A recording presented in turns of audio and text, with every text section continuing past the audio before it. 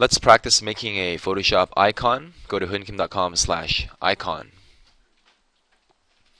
In Photoshop, you go to File, New with these settings: 500 pixels by 500, 72 pixels per inch, transparent background. Click on OK.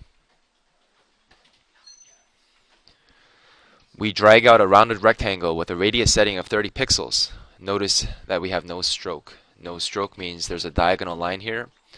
So we click and drag, and in this case we're using a black foreground color.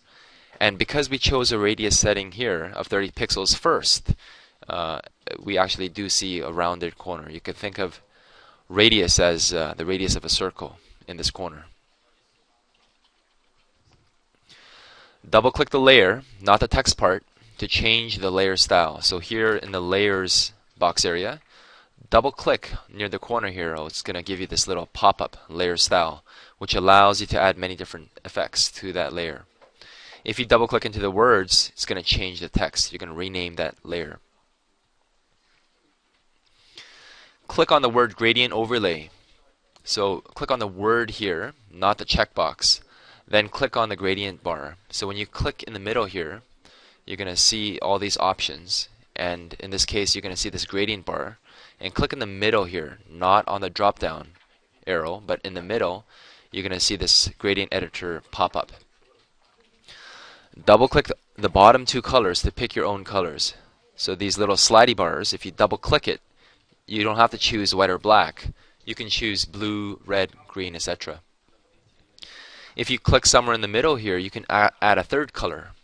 And if you accidentally click in the middle here and add a third color, you can always click on it and drag it off to remove it. So here we double click, we choose the color blue, and there's this little diamond here. If you drag this location diamond, you get more of one color. In this case, we drag the diamond to the left.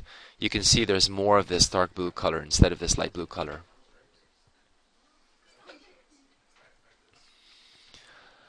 Now click on stroke in the middle here. Choose the settings in the picture above. So we see the stroke has a setting of 5.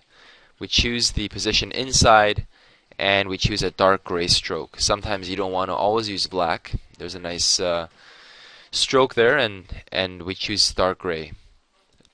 An example of when you would use inside is if your rounded rectangle was just to the edge of your canvas size. In that case, we don't want our stroke to be cut off. So that's why sometimes we choose inside. We now add a white 30 pixel inner glow. So you click on here, the inner glow, and the only thing we're changing is the default yellow glow to white, just to show that you can change the color of your glow.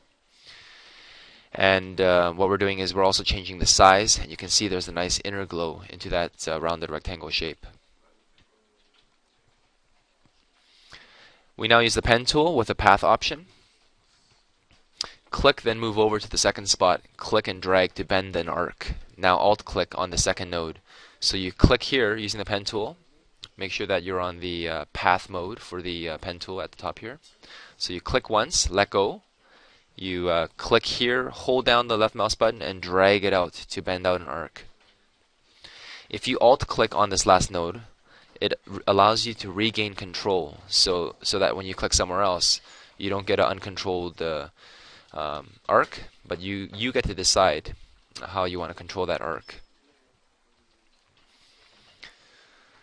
So we have regain control. So now that you've alt-clicked on the second node, you click here and drag out a nice crescent moon shape.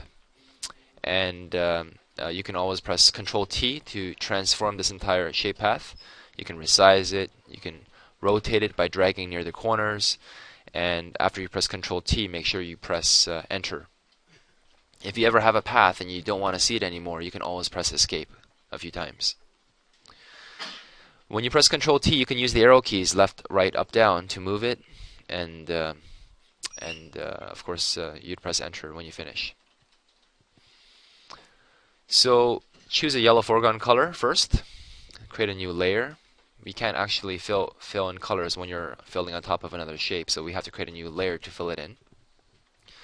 So with the pen tool still selected, right-click the edge of the path, fill path with your foreground color. So you go right-click, fill path, Good job.